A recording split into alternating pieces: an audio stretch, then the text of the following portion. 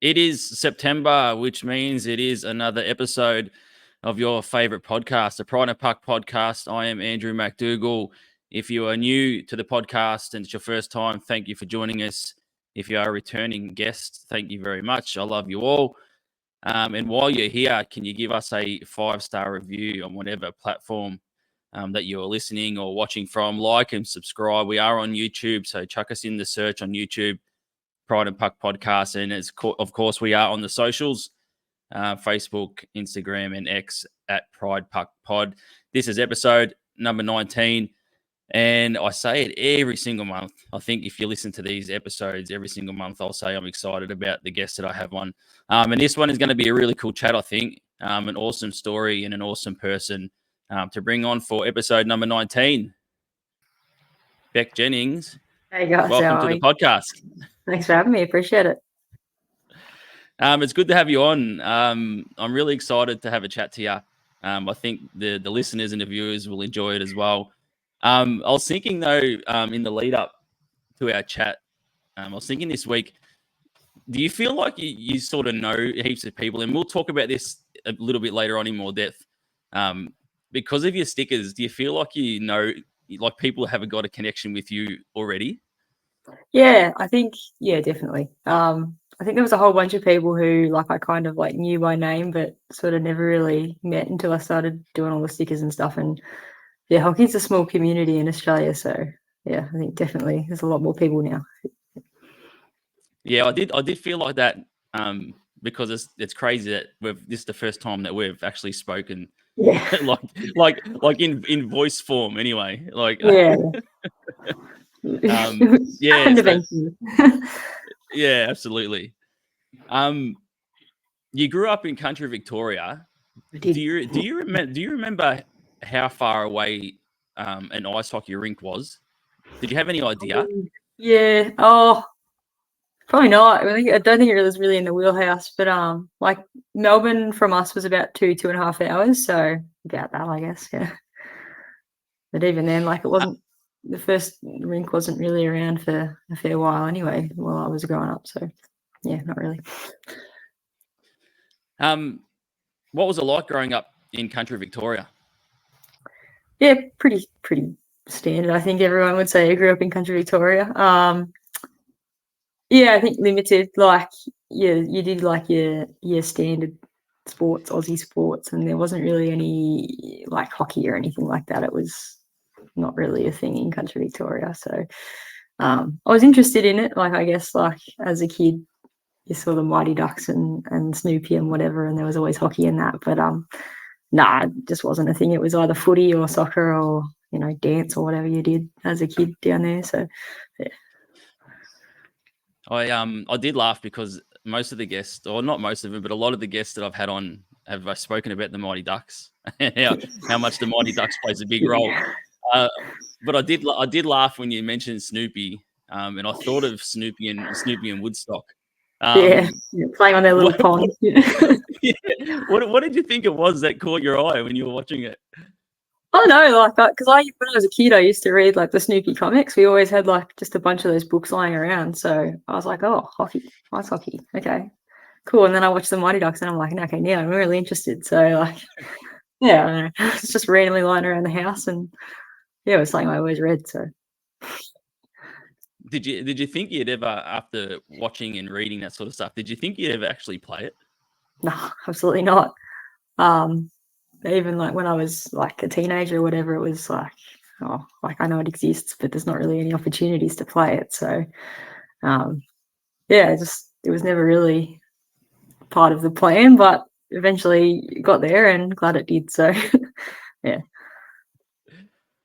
And you moved to Melbourne and you're studying at university, Bachelor of Music and Bachelor of Paramedicine. How intense was all that study for you? It was a lot. Music especially, it was crazy. Some of the hours you were meant to do and all that sort of meant to do. I say meant to do. I don't know if I was doing them. But all the practice and stuff, it was crazy. But it taught me to work hard, and taught me just taught me how to knuckle down and study. And I didn't really enjoy the music by the end, but it taught me how to study and stuff for paramedicine. So I was glad I did it. But yeah, sort of around when I first moved to Melbourne, it took a couple of years, but got involved in just street hockey and that sort of thing, and then eventually moved on to ice hockey. But yeah, there's a lot of study, but I'm here now, so it's all good. Were you a music person growing up? Yeah, so I started playing violin when I was 5, and then just played through uni, and then haven't really played since. But yeah, dabbled in drums and guitar and all that other stuff. But yeah, I don't play a huge amount at the moment, but I've got a bass guitar, kick around on them occasionally. So yeah. Yeah, bass guitar I think is sometimes the most underrated. It is, and of the instruments. it's a bit easier, a little bit easier for them mentally. So not too bad. Do you have a favorite? Do you have a favorite instrument that you've played over the journey? Oh, probably drums. When I'm playing in a band, probably drums. It's just the most fun, I reckon. But yeah, I don't know. Like I said, I haven't played much in a long time, so yeah. Did you ever get requests to play the Phil Collins? Honestly, probably at some point, yeah, but no. I feel like that's a request for everyone who sits on the drum kit, isn't it? And you mentioned street roller hockey. How did that all come about? How did you find it? It was actually So a couple of friends in paramedicine had a team called the Peninsula Paralytics. Like a beer league thing, and I joined that in my second year of paramedicine or something, and yeah, that sort of got me into the hockey world finally. And I played that for a couple of years. That's where I met my wife, actually. So, and yeah, I started playing ice hockey 5 or 6 years ago now, I think. Yeah, so yeah, but it was a nice introduction. So yeah, it was a nice introduction to the sport. Was your wife blown away with your street hockey skills? Is that how it all came about? I was terrible. She was great. She'd come from roller derby, so she could actually skate. And I was just trifling over there. It was shocking. But it was good fun. It was beers and friends, and yeah, what more can you want? So yeah. Did you have any experience in rollerblading or anything before you? Yeah, so I bought a pair of rollerblades when I was a kid, and mum and dad couldn't get me off them. I don't think I was ever very good, but I can stay upright. That's the main thing. So, I think, just messing around on rollerblades. Whenever I could find concrete, which was on the farm, not easy, but when we moved into town, a little bit easier. So, yeah. So that's How many times did you fall over when you first started playing roller hockey? Yes. Yes. I think they brought padding in just because of me. No, I'm just kidding. It was not good, but it was fun, and that's the main thing. I never said. You're the second person I've had that I know of, anyway, that has met their partner and future wife through hockey. Nice. How did the first interaction with you occur at the street hockey? Well, my friend in the team was just like, "Oh, we've got this team. We've got a team. We need more players," because she's a nurse as well. So I was a student paramedic, and she was a nurse at the time. So they're like, "Oh, we'll just get more healthcare workers on the team because that way you can totally have a team every week because we don't work shift work." Anyway, so she joined up, and yeah, we were good mates for a couple of years, and yeah, and got to chatting a bit more, and yeah, so started dating, and the rest is history. And it's a happy ending. Always. No, she's a good egg. She's sitting on the couch yelling at me. She's like, tell them about the hockey. I was like, I did. But everyone thinks we met through healthcare, but we actually met through hockey, so it's good. Yeah. I was just thinking, paramedic, shift work, playing hockey. It's like, do you ever sleep? Like, do you actually have time for sleep? Initially, when I was working full shift work and she was working full shift work, we were ships in the night a fair bit. I think that's pretty much the same for every shift worker who's dating another shift worker. It's chaos to try and organise things. So I can't imagine people who have kids and do it. Hats off to them, because I don't know, must be rough. Yeah. Rough and underpaid. Oh yeah, nurses especially. I just got to throw that in there. Yeah. And then you eventually transitioned to ice hockey. I did, yeah. How did that come about? Was that something through your wife as well? Was your wife playing ice hockey?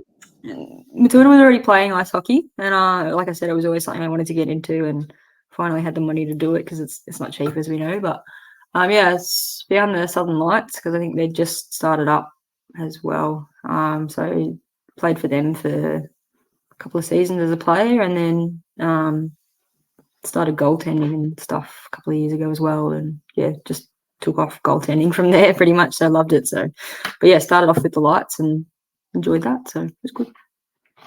Did you ever think you'd be a goaltender? Nah, not at all. But it just was just something I wanted to try out. I've been like a goalkeeper in soccer and wicketkeeper in cricket and stuff in the past. So I was like, I'll give it a crack. Like, I need someone to hit pucks at, and I'm not too scared of them. So you're right. And I gave it a go, and bloody loved it ever since. So it's my thing, you finally find your thing, and that's it. So it's nice. Is there any skills that you can transition from being a soccer goalkeeper or a wicketkeeper into being a goaltender? I guess like the hand-eye coordination stuff, and like a lot of that like lateral movement, but it's totally different than anything I've ever done before. It's like hand-eye coordination stuff, but it's just such a different position to any other sport, I reckon. Like even like other types of goalies for like field hockey and stuff. It's totally different. Yeah. When I played cricket, I was a wicketkeeper as well, nice. and now I think of it, and I think, if I squatted down now, I don't even know if I'd be able to get back up. Especially in 40-degree heat, like it. But, no. So I take my hat off to you with goaltending. It's definitely not an easy position out there. It's certainly different. It's harder than I thought it was going to be. Like fitness wise, I didn't realize how fit you had to be a tendy. I was quite shocked going from player to tendy, and cardio and strength and all that sort of thing, and it's pretty different. Did you start doing any sort of yoga or anything like that, just to sort of get a bit more stretch in the body? A little bit. I didn't as much than I do now. I definitely do a lot of like fitness and stretching and stuff. I got a PT now who is helping with like strength and endurance and flexibility and all that sort of thing. So that definitely helps. But the flexibility side of things. I danced a lot as a kid, so and I'm super hypermobile, unfortunately, so that helps. It's a help and a hindrance, but definitely makes a difference being flexible and just working on that. Definitely something you have to keep working on though. Yeah. Do you remember the first time that you walked into a Southern Lights locker room? Yeah, it was a good environment. Everyone was like super cruisy, super accepting. It was a really good place to start my like hockey career, I guess as you'd call it. But but they're a good bunch. And how? What position did you start playing at Southern Lights? It wasn't goaltender straight up. And I just like winger. Isn't that where they put everyone who can't skate? Wing. That's right. You weren't. You weren't holding onto the side of the boards. No, you weren't. I could skate. It was just. It was harder than it was. So thought the transition from roller skating to ice skating was going to be a lot easier than it was. It was not. But anyway, I got there in the end, and that's all that matters. And no, we were fine. But yeah, no, it's probably definitely a better goalie than I am if it was a player. But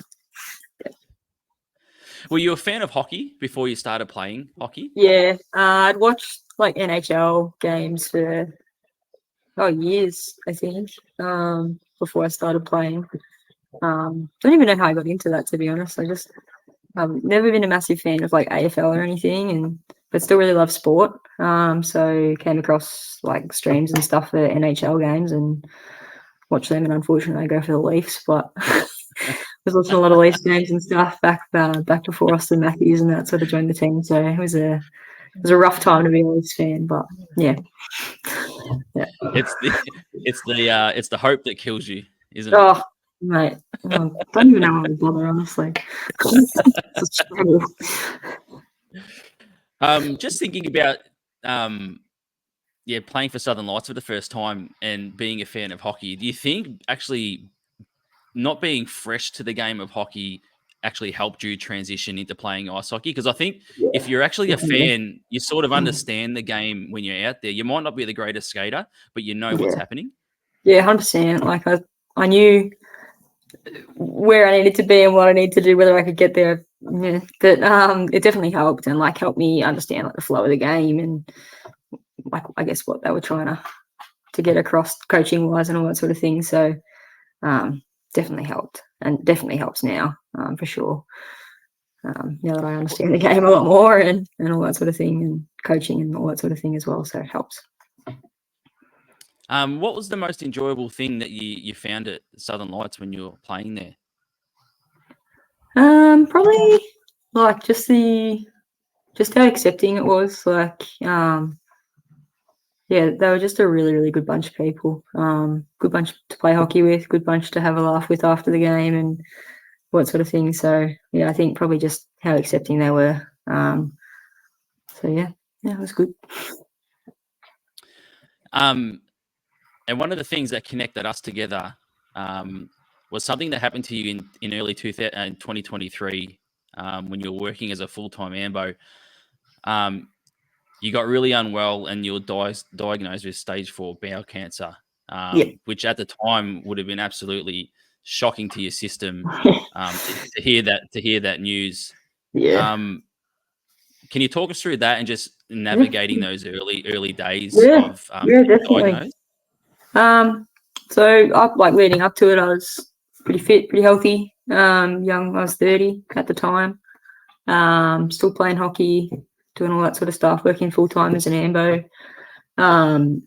Was having a couple of symptoms, but just put most of them down to shift work, working ridiculous night shifts and stuff with AV and all that sort of thing. So, didn't think too much of it until I sort of started to get pretty unwell, had some pretty significant abdo pain and stuff and had to present to ED where I was diagnosed with bowel cancer. But yeah, like leading up to that, sort of like until like the last 2 weeks was sort of just doing things as normal. But yeah, it was definitely a shock given how young I was. And yeah, it's happening in a lot of young people as well. So I guess just being aware of your body and symptoms and taking them seriously and getting your doctors to take them seriously as well, because I don't think they do sometimes with young people. So yeah. And the process for treatment, what was involved in the treatment for yourself? So it all happened to get better. Yeah, it all happened pretty quick. I pretty much got a port put in. So a port is where they essentially put like a little port underneath your skin, so they can inject chemo into that on a weekly or fortnightly basis or whatever your regimen is. So got the port put in. About 2 weeks after that, I started chemotherapy, which was rough. Made me really, really sick. Everyone reacts different to chemo. All chemos are different, but yeah, that was a rough couple of months, and then found out that my particular tumours were a particular type of mutation. So I was able to go on an immunotherapy instead, which was a lot kinder, thankfully. So I was on that for many, many months until the tumours shrunk enough for them to be able to do a couple of surgeries. So I had had a bowel surgery where they took like the right side of my bowel essentially, and then recovered from that, and then had another surgery. So I had some distant lymph nodes that were involved that were cancerous, and they were actually like had to touch themselves to my pancreas and stuff. So initially the idea was to have a pretty gnarly surgery. It's called a Whipple. It's like a 10-hour surgery where they take part of your pancreas and a bunch of other things. They got in there and were able to remove the node and stuff from like off the pancreas rather than actually having to take part of my pancreas. So I was very lucky, and I didn't have to have that full surgery, thankfully. So, but yeah, and then recovery from that took, I don't know, probably 2 months or so, I think. And then went back on chemotherapy for a couple of months, but then had to cut that short because I was having some crappy symptoms from that as well. So they were like, nah, it's enough. And so, yeah, now I'm what they call NED, so no evidence of disease. They don't call it remission anymore. It's all terminology is changing. So basically, like, there's no evidence of disease on my scans and all my blood work. So hopefully, fingers crossed, stays that way. But there's always things that can pop up. So I'm getting 3 monthly blood tests and 6 monthly CT scans just to make sure nothing pops up. So yeah, fingers crossed it stays that way. Yeah, they don't say you're in remission until about 5 years of being completely NED. So yeah, but it's been a challenge. I think it was about 15, 16 months all up of treatment and surgery and stuff. So it's certainly been a challenging time for myself and my family and my wife, and but they've all been amazing. Yeah, I couldn't have done it without them. So, and yeah, the care team, they've been incredible. So yeah, that's my story, and yeah, through the other end now. So back on the ice, and that's all I care about. So yeah, it's fantastic news, and hopefully it just continues to stay positive for you. I'm really wrapped for you. When I was thinking about it, obviously you're a full-time ambo, and there was so much happening. You got unwell and you couldn't do the things that you enjoyed, but also being an ambo and coming out of that COVID period as well. So that would have been intense. And then you cop the news that you got. How was that mentally for you to get through all of that? Yeah, it was a challenge. I mean, mentally, as a first responder anyway, things are challenging mentally. And I think just to add that on top it wasn't great, but yeah, it was hard, but I think we got through it and had some therapy. Cancer Council offered me some free counselling sessions and stuff as well, and had a psychologist and stuff. So yeah, I guess just like talking through everything was the best for me, and always recommend having a chat if you need to. There's nothing wrong with that, and it's what got me through, I think, partly. So yeah. I did see something that you shared the other day as well. The do's and the don'ts that I was reading through. Is there any advice that you can give people of what to do and what not to say? Yeah, I mean, I felt that was a really helpful article, just because I think when you get diagnosed with cancer, so many people come out of the woodwork and be like, oh, like, this is really helpful. Like, here's this advice that some random celebrity is, you know, trying to thingo on their Instagram or whatever. And it's or like all these natural therapies and stuff. And it's not helpful. It's so not helpful. Like, the only thing that the only thing I could say is, if it's your mate, if it's your family, if it's whatever, just be there for them. Like, you don't have to, like, don't bombard them with all these things that they're not probably going to read, because there's so much going on at the time. But just offer a shoulder. They might not take it. I don't know, like, offer, like, cook a meal until they can chuck it in their freezer. Little things like that are like the best for anyone going through this, like families and what sort of thing. So yeah, yeah, I don't know what else to say really. It's just yeah, I found it so entertaining when people come out and they're all like some of the stuff that they start saying or whatever. But yeah, that do's and don'ts thing, it's good. Like it's helpful because there are some things that you can say that can be hard to listen to, I guess. Like, oh, like you've got the good cancer. You know what I mean? Like, Yeah. I certainly had that one a couple of times. No cancer is a good cancer. Like,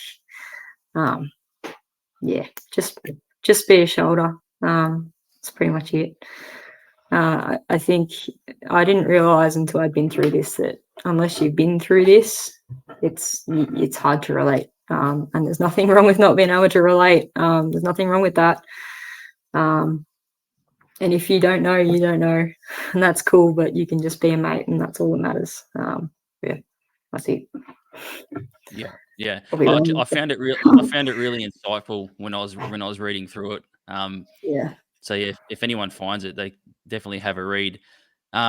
Through all of that period, though, amazingly, and it's what connected us. I think you messaged me. I think it might have been you that messaged me on Facebook or something. So through that whole period, and I feel like I get that from you. It's just your personality. You sort of always go, go, go. Nothing's going to get you down. You came up with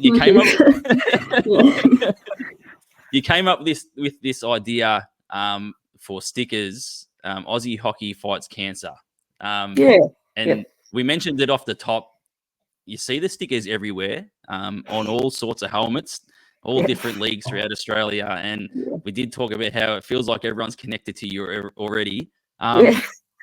Tell us how it came about and why you wanted to start Aussie hockey cancer.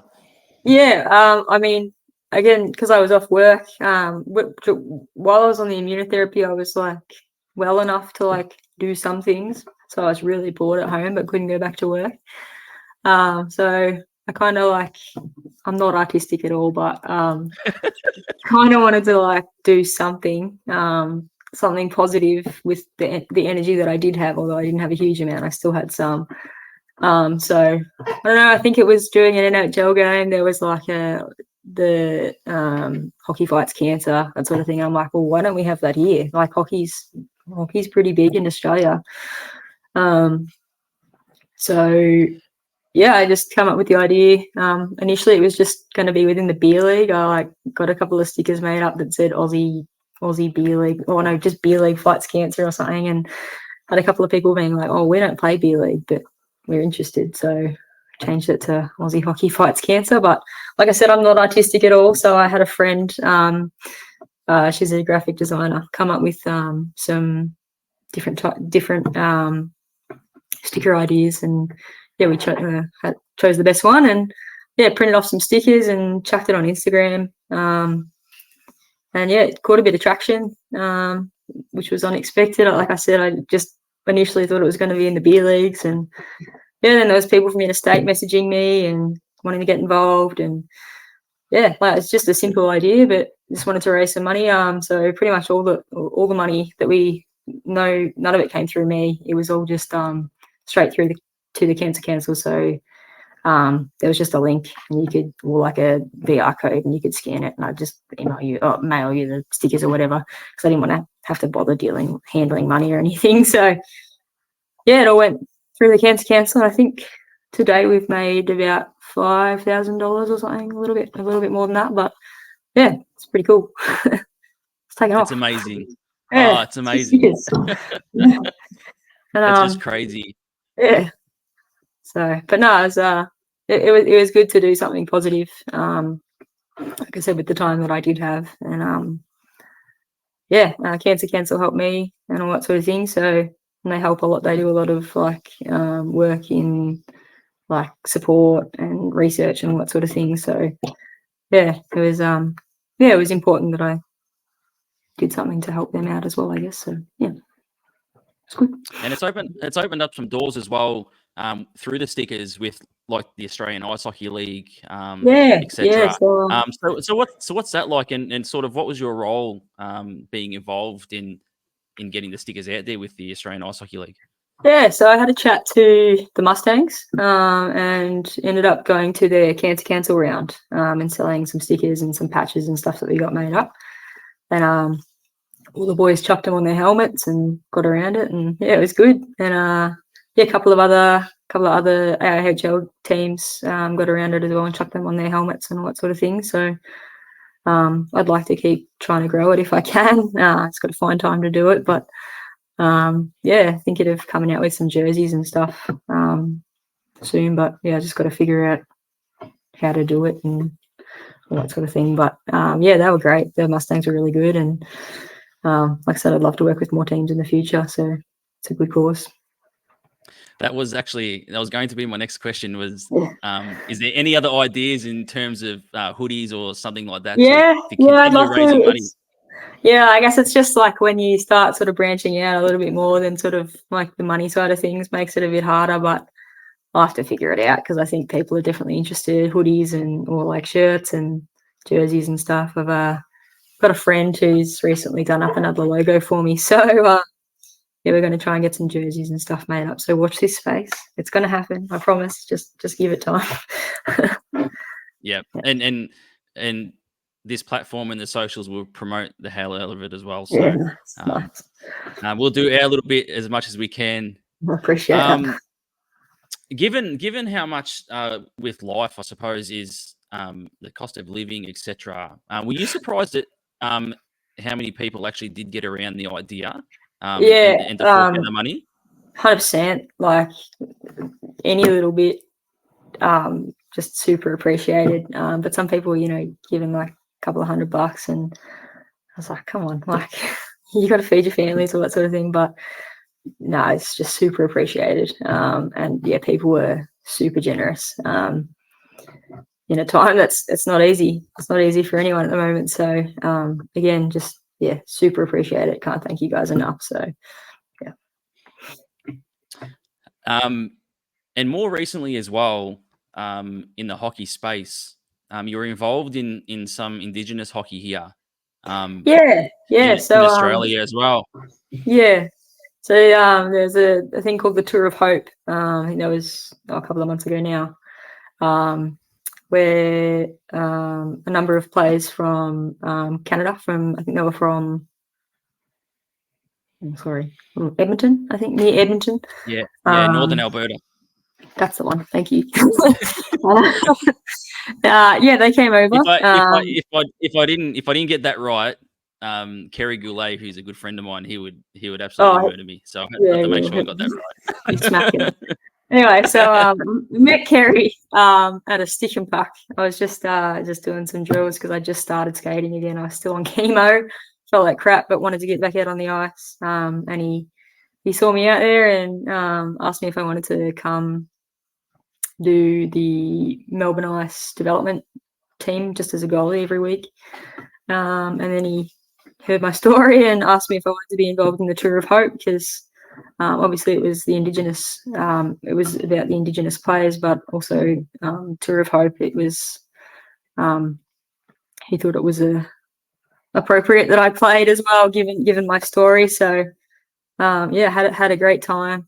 We played in Melbourne, we played in Sydney, Brisbane, and we went over to New Zealand and played in Queenstown and Wellington as well. So I probably wasn't well enough to do it yet. I was still pretty tired and fatigued from it all, but I had an absolute blast and it was amazing getting back on the ice again. And that was pretty much the first games I'd played since being back. So yeah, I can't thank Kerry enough. And yeah, well, it was just such an amazing experience. So yeah, it was awesome.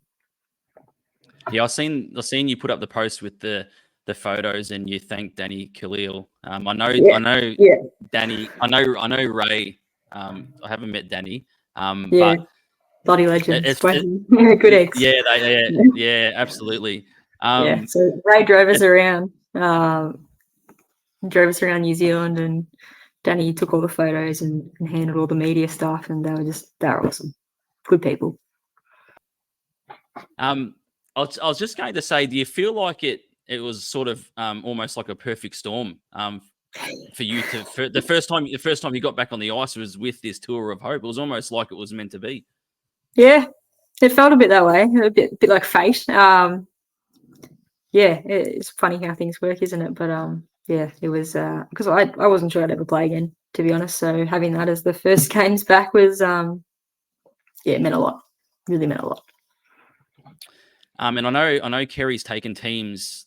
There's been teams that have gone to Canada. Is that something that was spoken about? Is that something that you're looking towards as well, potentially? I mean, I'd love to be involved if it happens, for sure. I'm not sure it was like overly discussed, but yeah, if it happens in the future, sign me up because that'd be amazing. Yeah, so good. And now you're back on the ice playing. Where are you playing now? So I'm playing out of Ice HQ and Docklands at the moment, occasionally Oakley. Starting this season with the Sharks in IHV and playing in a Div 5 team in the Recreation League. Well, it's not beer league anymore, Recreation League at Ice HQ. So yeah, so just trying to play as much as I can and yeah, just get back out there and get as good as I can. Yeah, I just love it. So I'm just happy to be back out there and it's good. It's I describe rinks, and I don't play, but I obviously go to rinks a fair bit. It's my happy place. Do you find that it's your happy place going to the rink? Definitely. It's sort of like everything is background after all that, and you get there, and it's like yeah, you're just with your mates and on the ice, and it's good. Everything's good. And you play for the Sharks. Who is your coach? I think it's Berkey this season. Okay. Don't quote me on it. I thought it might have been. I thought it might have been a friend of mine. Oh yeah. I'm pretty certain it's Berkey this season, but I might be wrong. It was Berkey last season. So I don't know. Yeah, I've got a friend, Andrew Egan. I think you might know him. I know Andrew. I think he's dipped his toes into the coaching. Oh, good. The coaching. Good. Yeah, I think so. Yeah, it might be him. We never know. I don't know. I only just got the email to sign up for Sharks yesterday. So, well, if it is him, I'll send a message through and say you're the number one goaltender. So make sure you're out there. Appreciate it. Appreciate that. What is your proudest moment within? As I ask all my guests this, what's your proudest moment within queer hockey or / hockey in general that you've had over the time? That's a really good question. Queer hockey, I think we went up and played. This was many years ago now, but we went up and played with the Harbour Lights. Some of the Southern Lights went and played with the Harbour Lights. That was really fun. Hopefully they can do that again because that'd be really cool. And just hockey in general, I'd probably say just getting back on the ice again. Yeah, I'm just happy to be back out there. Doesn't matter how. Yeah, that's it. I'm just glad to be there. Yeah, absolutely. I've mentioned this a few times on the podcast when I did a come and try day with the Southern Lights. It's so much fun just getting out on the ice, just putting some skates on and just having a go and having fun with everyone else out there. It is. It really is. It gets you hooked. Like I don't think people understand until they actually set foot on the ice with some skates and a stick. It's addictive. It's addictive. Yeah. You get hooked straight away. Yeah. And good people. Good people. Is there anything you want to plug before I let you go? And I will put some links in our show notes. For the podcast on YouTube. Yeah, so if you just go onto Instagram and chuck in Aussie Hockey Fights Cancer, chuck a follow. I think there's a link there as well. So if you wanted to chuck $5 in for Cancer Council, if you shoot me a DM, I'm happy to post your stickers as well. But that's it. Chuck us a like on Instagram. Yes, absolutely. Yeah, we'll chuck all that onto our socials as well to try and help out a bit. we're getting a lot of love from Pride Tape as well recently, so that might Oh, bump up nice. your numbers. Yeah, awesome. Numbers too as Sweet. well. So Yeah. Nice. Thank you. Well, Bec, I've really enjoyed having you on. As I said at the start, I thought I was going to enjoy this chat tonight, and I really have. So Good to finally chat to you, mate. It's good. yeah, it's good to finally have a chat in voice mode and not just messages Exactly. through the internet. I've had a really good time. I hope you've enjoyed it as well. Thanks, mate. I really appreciate your time. Yeah.